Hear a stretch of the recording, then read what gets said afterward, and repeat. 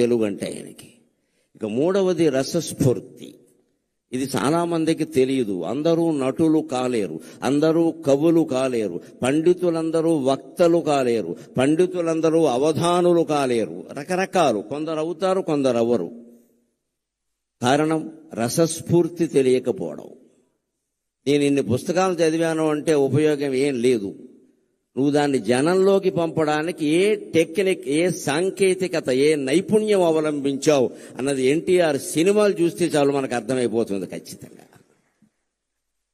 అద్వితీయమైన సంభాషణలు. మామూలుగా ఇప్పటి నటులెవరూ పలకలేరు. బహుశా అసలు వెనకాల ఉంటే తప్ప. నవఖండ భూమండలాధిప మకుట తట ఘటిత మణిగణ నీరాజిత నిజపాద పంకేరుగుండనే అన్నాలంటే ఇప్పటి వాళ్ళకి వారం రోజులు కావాలి.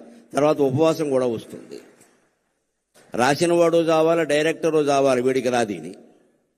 ఈ లోపు ఏమన్నా పిలిపించాలి.